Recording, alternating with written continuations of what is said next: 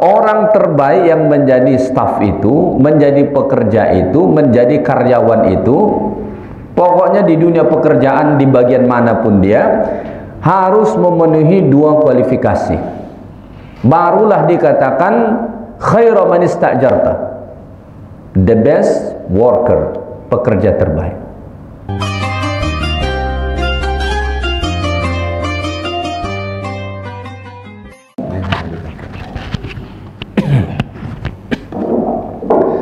Bismillahirrahmanirrahim. Assalamualaikum warahmatullahi wabarakatuh.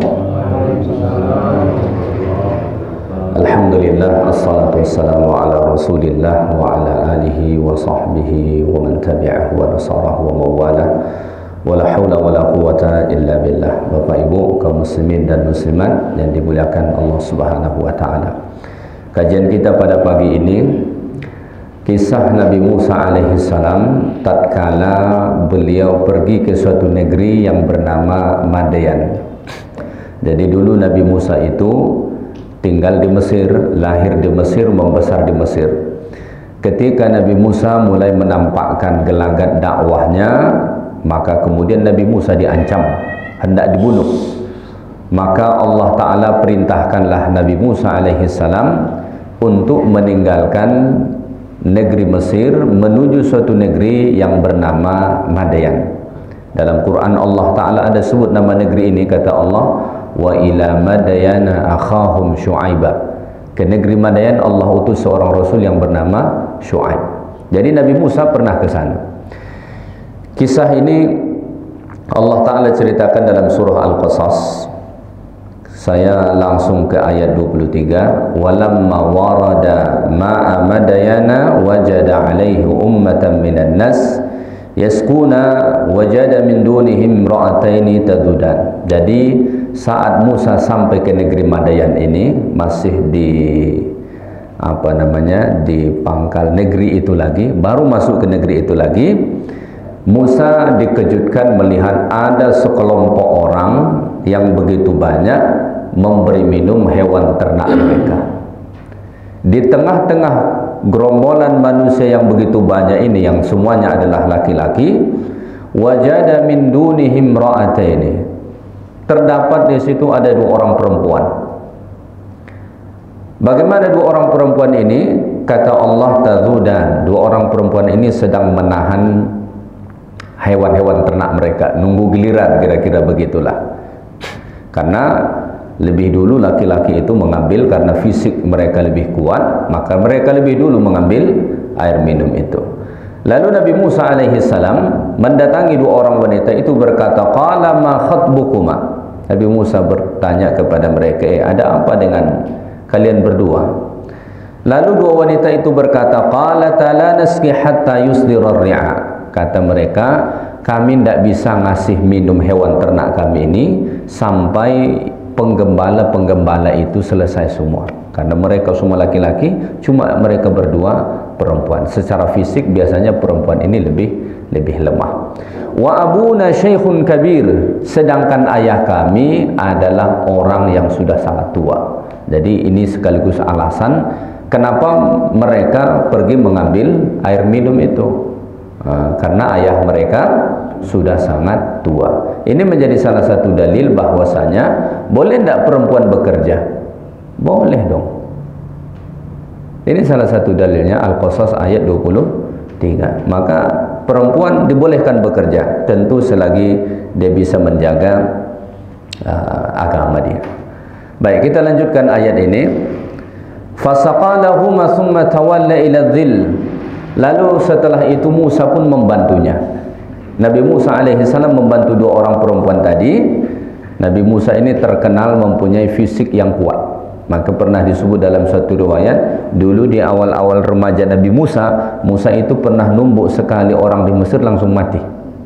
Maka Musa itu dikenal punya fisik yang kuat. Maka Musa membantu 2 orang wanita itu, fasaqalahuma. Dia bantu 2 orang perempuan tadi, 2 anak gadis itu untuk mengambil air, diberi minum kepada hewan ternaknya. Setelah dia bantu, 2 orang perempuan ini pun pulang. Musa kemana pergi? Thumma tawalla ila dhil. Kemudian Musa pergi mencari tempat bernaung, karena negeri itu panas. Dia cari di bawah pohon, bernaunglah di situ Musa. Namanya orang asing datang ke negeri orang bingung. Analoginya begini, ada orang jauh datang ke Pekanbaru. Di Pekanbaru tidak ada yang ditemuin, tidak ada yang nampung dia di sini, bingung kemana. Bisa-bisa ke emperan masjid, bisa-bisa di kaki lima, kira-kira begitulah. Lalu saat itu Musa sudah kelaparan, lapar betul, maka berdoa dia kepada Allah, Rabbi inni lima anzalta ilayya min khairin faqir. Kata Nabi Musa alaihi salam, wahai Tuhanku ya Allah, saya sangat membutuhkan makanan sekarang. Kenapa? Lapar betul. Modal yang dibawa tidak ada, yang membantu juga tidak ada, begitu. Tapi karena jasa baiknya tadi, tiba-tiba datanglah kembali salah seorang dari dua anak gadis tadi. Ini Allah Ta'ala sebut pada ayat 25 surah Al-Qasas, faja'at su'ihdahuma tamshi 'ala istihya. Maka datanglah salah seorang dari dua anak gadis tadi berjalan 'ala istihya, malu-malu. Nah, ini sifat anak gadis. Anak gadis itu sifat paling tinggi darinya adalah sifat malu. Ya, ya, zaman dulu dan zaman sekarang mestinya begitu. Harus punya sifat malu. Tapi zaman sekarang kita ini banyak yang malu-maluin gitu. Ya. Jadi ini disematkan Allah dalam Quran bahwa sifat anak gadis yang baik itu tamshi 'ala istihya. Dia berjalan penuh dengan sifat malu, kelihatan begitu malu gitu. Makanya dalam Islam itu salah satu tanda seorang anak gadis setuju dinikahkan oleh bapaknya apa? Diam. Dalam hadis begitu. Jadi kalau bapaknya minta izin, wahai anak gadisku, saya mau nikahkan kamu dengan seorang lelaki pilihanku, apakah kamu bersetuju? Lalu anak gadis tadi diam aja begitu. Itu dalam Islam itu tanda setuju. As-sukutu alamatir ridha. Kenapa? Karena anak gadis zaman dulu untuk mengatakan iya saja, saya terima, saya mau, begitu malu. Kalau sekarang enggak. Sekarang bapaknya juga bilang, udah kau cari sendiri sana. Ini pun dia cari kemana-mana. Banyak nyoba jadinya. Coba sana enggak cocok, coba. Percobaannya berapa? 20 orang percobaan. Baik, kita lanjutkan. Datanglah anak gadis ini, salah seorang anak gadis ini menemui Musa. Apa dia bilang? Qalat inna abi yad'uka. Hai pemuda, ayahku memanggil kamu. Ayahku yang sudah sangat tua itu manggil kamu, datang ke rumah. Ya, jadi ternyata kalau pemuda itu baik-baik cepat dipanggil ke rumah. Kalau tidak baik datang ke rumah pun diusir begitu. Apa tujuannya dipanggil ke rumah? Liyajziyaka ajra ma saqaita lana. Ayah kami hendak memberi ganjaran karena engkau sudah menolong kami memberi minum hewan ternak kami tadi. Ya. Akhirnya Musa pun ikut, pergilah ke rumah anak gadis tadi untuk menemui bapaknya. Falamma ja'ahu wa qassa 'alaihi al-qasas la takhaf. Maka setelah sampai ke rumah itu ngobrol cerita-cerita, Musa pun menceritakan latar belakang dia, kenapa dia datang ke negeri Madayan, karena diancam dibunuh di Mesir dan lain sebagainya. Kemudian orang tua anak gadis tadi berkata, la takhaf, jangan kamu takut. Sebahagian pendapat mengatakan sebenarnya orang tua ini adalah Nabi Syuaib sendiri, karena memang Allah Ta'ala sebut dalam Quran, Rasul yang Allah Ta'ala utus ke negeri Madian itu Nabi Syuaib. Ya, la takhaf najauta minal qawmi zalimin. Jangan kamu takut, kamu akan selamat dari orang-orang zalim itu, kata orang tua ayah dua orang anak gadis tadi. Baik, saat ngobrol-ngobrol Musa dengan ayah dua orang anak gadis tadi, maka berkatalah kemudian salah seorang dari dua anak gadis itu, qalat ihdahuma. Kalau bahasa kita nih nyeletuk, nah kira-kira begitu. Ini lagi ngobrol bapak sama bapaknya sama Nabi Musa, salah seorang anak gadisnya nyeletuk. Apa dia bilang? Ya abatistajirhu, wahai ayah, angkat dia sebagai pekerja. Jadikan dia karyawan kita, kira-kira begitulah, ya. Jadikan dia pekerja kita, angkat dia bekerja di sini.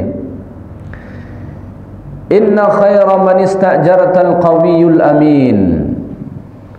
Sesungguhnya sebaik-baik orang yang engkau jadikan, engkau angkat sebagai pegawai, sebagai pekerja, sebagai staf, apapun nama profesinya, apapun nama jabatannya, al-qawiyul amin, yaitu orang yang kuat dan juga terpercaya. Jadi poin utama kita dari tausiah ini ada pada ayat ini. Yang tadi itu muqaddimahnya, ya, bahwa orang terbaik yang menjadi staf itu, menjadi pekerja itu, menjadi karyawan itu, pokoknya di dunia pekerjaan di bagian manapun dia harus memenuhi dua kualifikasi. Barulah dikatakan khairu man ista'jarta, the best worker, pekerja terbaik. Apa kualifikasi pertama? Al-qawi, harus kuat. Kuat ini pertama tentu kuat secara fisik, fisiknya harus kuat. Kalau loyo fisiknya gimana mau dibawa kerja, ya kan? Makanya mafhum mukhalafahnya bagi kita apa? Setiap pekerja itu perlu menjaga kebugaran fisiknya. Ini kerja jam 8, tidur jam 3 pagi. Gimana mau semangat datang kerja? Ya kan? Kerja jam 8, mestinya masuk kantor jam 8 bekerja, tapi tadi malam dia tidur jam berapa? Jam 3. Ngapain dia sampai jam 3? Kalau yang muda-muda begini-begini terus. Entah ngejar apa dia, perang di handphone tuh. Orang perang langsung ke medan perang. Orang zaman sekarang perang dari mana? Nah, di handphone. Main game online sampai jam berapa? Jam 3. Nah. Yang agak senior dia nggak begitu mainnya. Dia di pos ronda. Ngapain dia di pos ronda? Satpam bukan. Ketepak, ketepuk, ketepak, ketepuk. Main apa namanya itu? Nah. Pulang jam berapa ke rumah? Jam 2. Itu paginya kira-kira segar atau enggak tuh? Bangun menguap, habis sarapan ngantuk lagi. Tidak akan produktif. Kenapa? Fisiknya tidak kuat. Gara-gara habitnya yang jelek. Makanya Nabi itu punya satu kebiasaan. Setelah sholat isya tidur. Makanya dalam Islam itu makruh ngobrol-ngobrol setelah isya, kecuali hal yang sangat urgen. Kita justru waktu kita ngobrol kapan? Habis isya. Kebanyakannya habis isya. Kapan ketemu sama teman ngopi? Rata-rata habis isya. Nabi itu punya kebiasaan habis isya itu tidur, kecuali ada hal yang sangat urgen baru Nabi tidak tidur. Itulah kenapa Nabi setiap malam bisa cepat bangun. Kenapa? Ya cepat tidurnya. Maka kalau orang nanya gimana sih tipsnya biar bisa sholat tahajud cepat bangun, ya tipsnya sederhana, cepat tidur. Kalau tidurnya jam 1 lalu kemudian mau tahajudan jam 3, waduh itu beratnya minta ampun. Ya, susah itu. Makanya tidur cepat, jaga kebugaran fisik. Kalau fisik kita tidak kuat, gimana kita mau produktif bekerja? Nggak mungkin itu. Itu yang pertama. Yang kedua, kekuatan di sini bisa juga kita maknai kekuatan secara akademis. Jadi walaupun misalnya kita sudah berada di lingkungan kerja, sudah selesai soal perkuliahan misalnya gitu, tapi akademis kita perlu diimprove terus, perlu dibangun terus, perlu dikembangkan terus. Terus belajar, asah terus, membaca, belajar. Kita kan di Islam itu ada hadisnya bahwa belajar itu minal mahdi ilal lahdi, dari buayan sampai ke liang lahat, bukan dari SD sampai S1. Tidak begitu. Saya S1 sampai doktor bidang tafsir, Tapi setiap hari saya masih baca kitab tafsir. Setiap hari pasti saya baca kitab tafsir. Karena kita tidak boleh berhenti belajar. Kalau kita ingin berada di level yang lumayan, yang tinggi, kita harus mempunyai kekuatan akademis di atas rata-rata. Saya gini-gini ngajarnya ke Malaysia. Setiap hari saya ngajar ke Malaysia. Syukurnya setelah COVID bisa online. Tidak mudah kita untuk mendapatkan peluang itu di negeri orang kalau sekiranya kemampuan akademis kita cuma rata-rata dengan mereka. Kalau cuma rata-rata dengan dia, tentu diberi untuk orang dia. Maka untuk menjadi pekerja terbaik itu menurut versi Quran ini harus qawi, harus kuat. Salah satu kekuatan yang harus kita miliki, kekuatan akademis. Ya, kekuatan akademis. Maka harus terus belajar, asah kemampuan, ya, asah bahasanya. Ya, ini pakai komputer itu semua bahasa Inggris, tapi linglung dia nengok bahasanya, begitu kan kacau. Jadi harus diimprove kemampuan itu. Al-qawi di sini, kekuatan di sini kalau kita terjemah zaman sekarang, termasuk juga al-qawi kekuatan dari sisi mental. Sekarang nih problem banyak pekerja, apalagi yang baru-baru, itu masalah mental. Saya banyak ketemu orang baru bekerja nggak nyampe sebulan. Apa dia bilang sama bapak dia? Saya tidak mau kerja lagi di situ. Kenapa? Rusak mental saya. Ya, terutama generasi-generasi yang sekarang lah, yang apa namanya, yang baru-baru sekarang begitu. Kalau yang dulu-dulu rata-rata mentalnya kuat-kuat begitu. Ya. Mentalnya harus kuat. Ini baru bekerja sebentar, mungkin ditegur, digertak sedikit, langsung mau outnya. Kenapa? Rusak mental saya. Langsung mau cari psikolog. Orang sudah 40 tahun bekerja, si bapak udah 40 tahun bekerja, nggak pernah ketemu psikolog dia. Kenapa? Mentalnya kuat. Tapi kalau generasi yang sekarang, ya, yang baru-baru, yang baru fresh graduate, kemudian dia masuk ke dunia kerja, waduh, itu rata-rata keluhannya mental saya rusak di situ. Kalau kita bekerja lalu kita ingin sesuai dengan mental kita, kesukaan kita, ya jangan masuk ke dunia kerja. Karena memang di dunia kerja itu kita dituntut, kita ditekan, kita dipaksa sesuai dengan keinginan institusi, keinginan perusahaan untuk mencapai tujuan mereka, bukan mencapai tujuan kita. Nah, itu memang konsekuensi kita bekerja. Tapi di akhir-akhir zaman sekarang ini muncul hal-hal seperti itu, mengatakan, oh, rusak mental saya. Jadi harus kuat. Musa itu memenuhi kualifikasi ini semua. Fisiknya kuat, akademisnya kuat, mentalnya kuat. Orang perantau, dia kan, kalau kita bahasakan ini, Musa ini kan merantau lah kira-kira.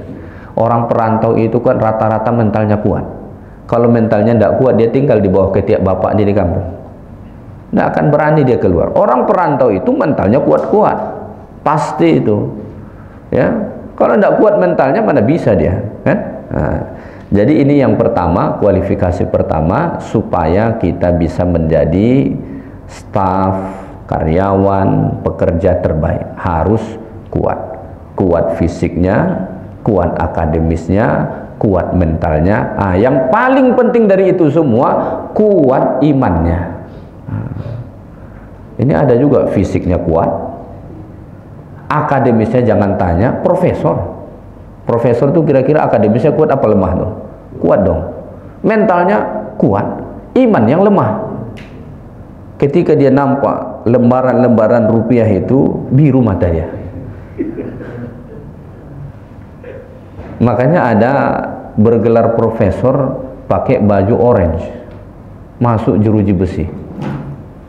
Iya, di Provinsi Riau ini juga, ya, di salah satu institusi pendidikan Islam. Fisiknya kuat, akademisnya kuat, mentalnya kuat, imannya lemah, rusak juga. Nah, makanya harus terkombinasi itu semua, baru kemudian bisa tercipta pekerja terbaik. Ya. Baik, yang kedua, pada ayat ini kata Allah, apa kualifikasi yang kedua supaya bisa dikatakan menjadi pekerja yang terbaik itu? Harus al-amin, harus amanah, terpercaya. Ya.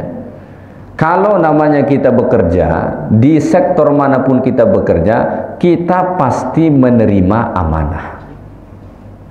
Pekerjaan itu sendiri adalah amanah. Saat kita diterima bekerja di suatu tempat, mau mereka mungkin yang di PNS atau mungkin yang di BUMN, PLN ini BUMN ya, dimanapun kita bekerja, sektor swasta, itu namanya kita bekerja pasti menerima amanah. Pekerjaan kita itu adalah amanah, sesuatu yang dipercayakan untuk kita, untuk kemudian kita selesaikan. Maka supaya menjadi pekerja terbaik itu apa? Harus amanah, jaga amanah itu. Nabi itu kan dulu sebelum Nabi diangkat menjadi Rasul lagi, sudah diberi gelar Al-Amin. Al-Amin itu orang yang sangat terpercaya, artinya orang yang sangat menjaga amanah. Sampai-sampai dikatakan dulu orang Mekah itu kan banyak toke-toke lah mungkin kita sebut ya. Mereka tinggal di Mekah, tapi barang mereka dibawa berniaga. Rasul itu kan dulu, Nabi Muhammad itu dulu kan menjual barang-barangnya Khadijah, yang kemudian nanti menjadi istri Nabi. Karena Nabi itu terkenal seorang yang sangat amanah, terpercaya, nggak neko-neko begitu. Itu hampir setiap toke-toke di Mekah itu pengen nitipin barang ke Nabi Muhammad. Tolong deh kamu jualin barang saya ini. Karena dulu pasar mereka itu ke negeri Syam. Negeri Syam itu sekarang meliputi 4 negara. Suriah, Palestina, Yordania, Lubnan. Di zaman dulu ini semua disebut Syam, tapi sekarang sudah menjadi beberapa negara. Dulu jualannya ke sana. Makanya Nabi di usia 12 tahun pun itu sudah berjualan antar negara. Kalau zaman kita sekarang tuh sudah antar negara Nabi itu jualan. Nabi orang Mekah jualannya kemana? Ke Syria. Nah, kalau zaman sekarang tuh ke Syria, cukup jauh, ke negeri Syam begitu. Nabi itu terkenal sangat amanah, sampai-sampai orang semua pengen Nabi yang jualin barang mereka. Begitu. Maka kalau kita bekerja, kualifikasi supaya kita kemudian menjadi pekerja terbaik itu, jadilah pekerja yang amanah, jaga amanah itu. Ya ayyuhalladzina amanu la takhunullaha war rasul wa la takhunu amanatikum. Wahai orang-orang yang beriman, jangan khianati amanah Allah. Jadi amanah itu banyak, salah satunya yang pertama adalah amanah Allah. Syariat ini adalah amanah Allah untuk kita, dan juga ada amanah dari Rasulullah. Wala takhunu amanatikum, dan jangan khianati amanah sesama kamu. Maka kalau kita bekerja, kita menerima amanah, jaga amanah itu. Saat kita bekerja, apa yang diamanahkan ke kita? Misalnya yang diamanahkan ke kita waktu bekerja. Waktu bekerja di sini dari jam berapa sampai jam berapa? Masuk jam berapa? Jam 8. Pulang jam setengah 5. Kalau ada yang neko-neko di antara itu berarti tak amanah. Dia buat seperti datang sholat Jumat. Ada orang sholat Jumat ini datang paling lambat, pulang paling cepat. Datang-datang khotib sudah berkhutbah, pas salam imam udah pergi, dia lari gitu. Ya.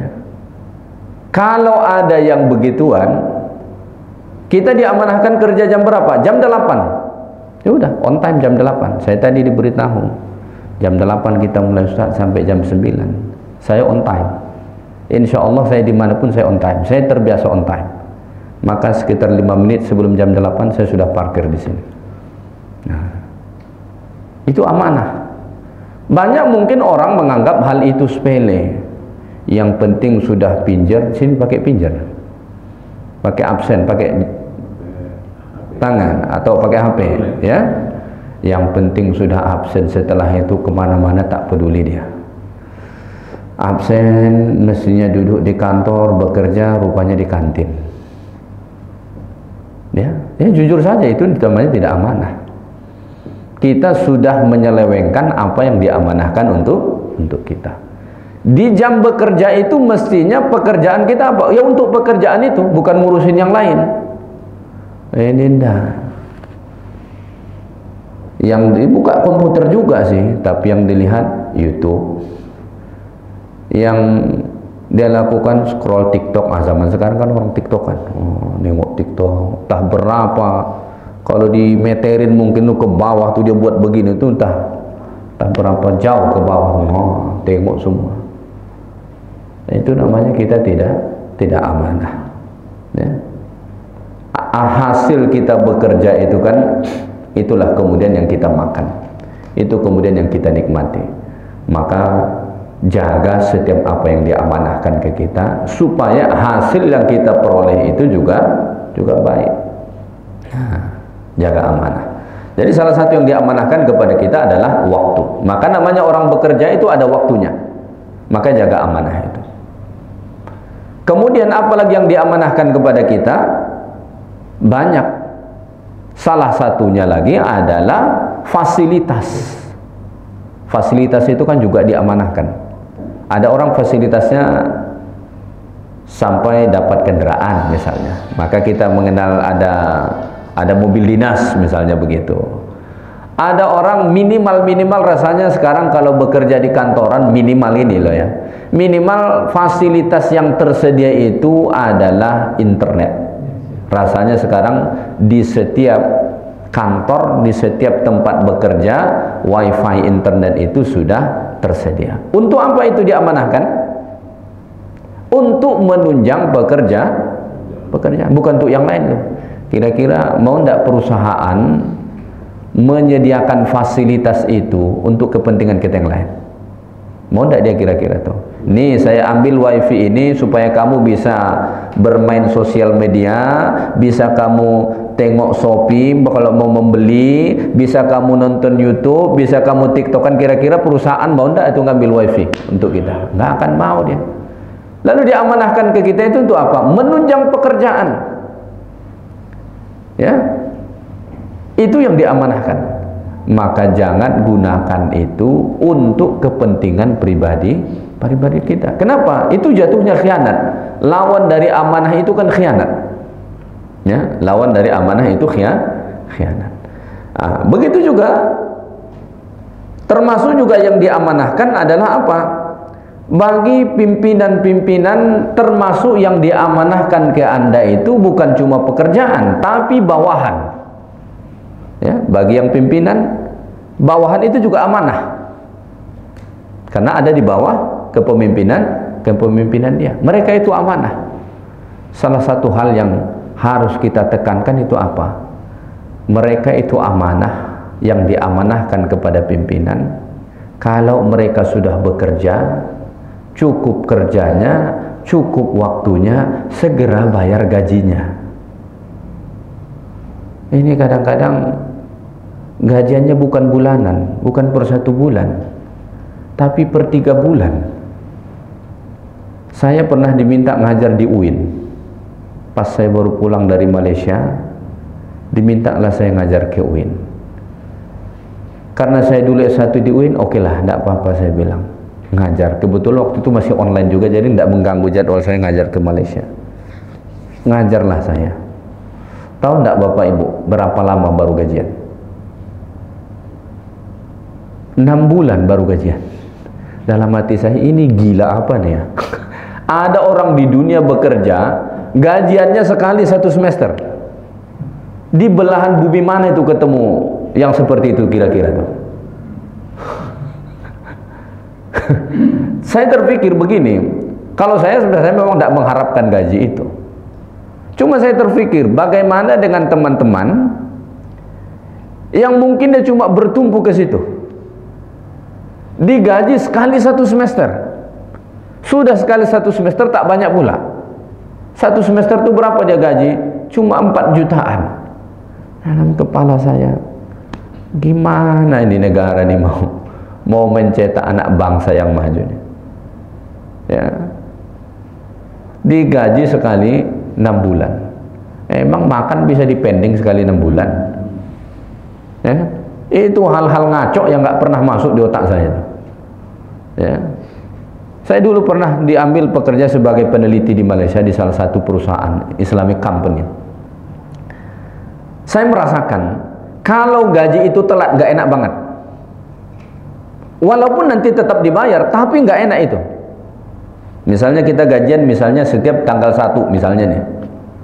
Tapi gaji tidak dikasih di tanggal 1, dikasih nanti tanggal berapa? Tanggal 15. Itu dari tanggal 1 sampai tanggal 15 itu nggak enak banget. Dan bisa kita pastikan orang yang tak diberi gaji ini selama 2 minggu itu tidak akan produktif.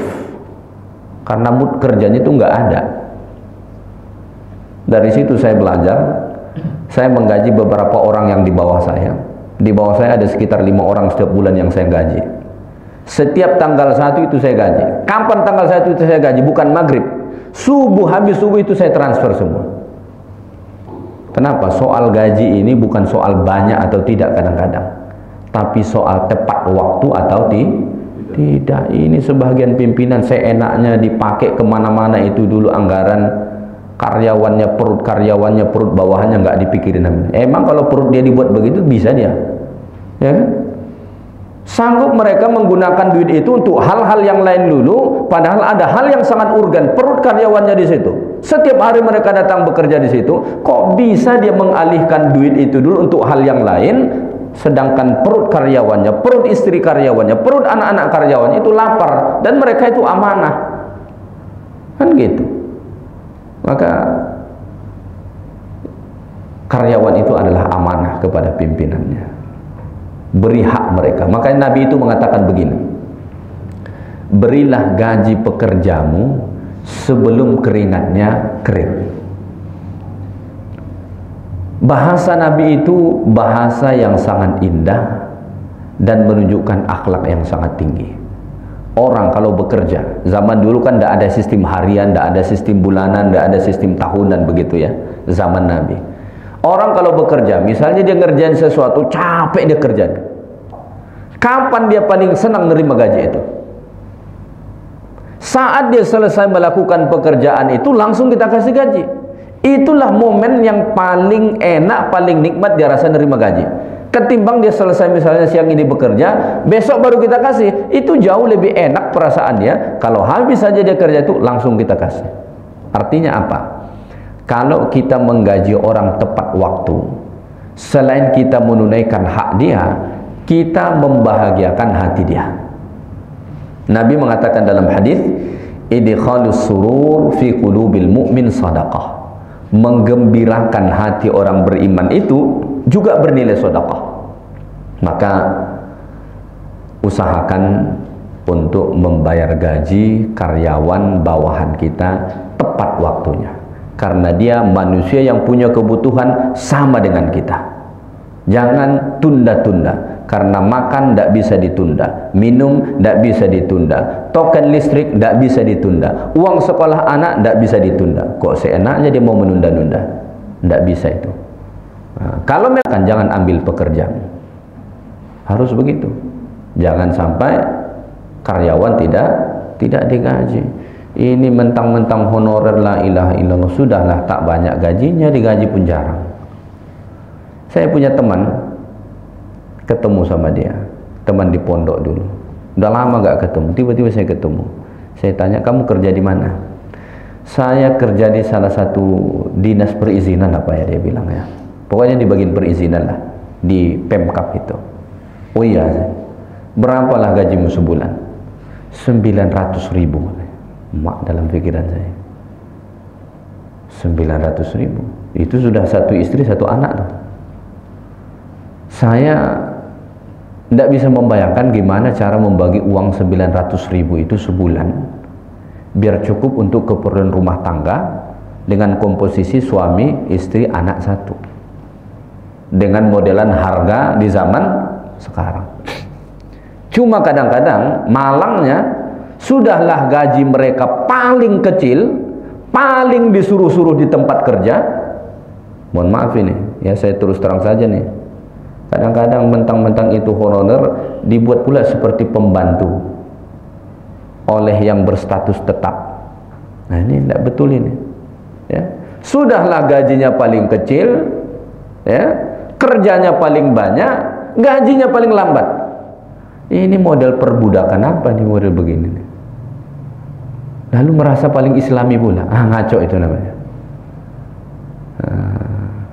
Terlalu jauh ngacoknya tuh. Jadi selain pekerjaan kita itu amanah bagi kita, terutama bagi pemimpin-pemimpin di tempat bekerja, ada juga yang diamanahkan ke kita, termasuk orang-orang yang di bawah kita. Maka mereka amanah. Kalau mereka sudah menunaikan kewajiban mereka, maka berilah hak mereka sesegera mungkin pada waktu yang ditetapkan, karena mereka juga mempunyai kebutuhan.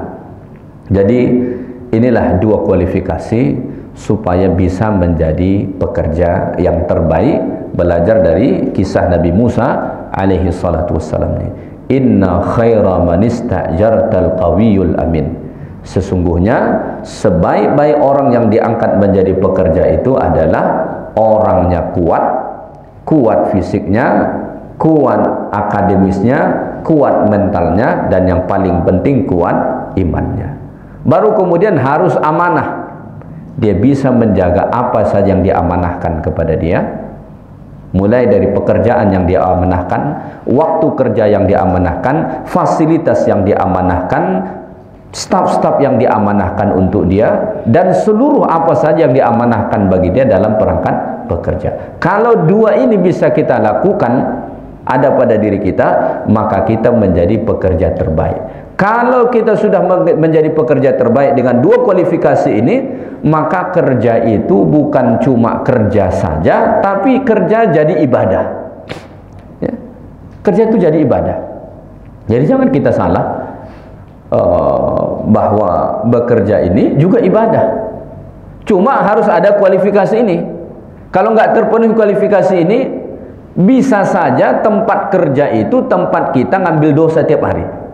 Kenapa? Tidak qawi tadi dan tidak amanah.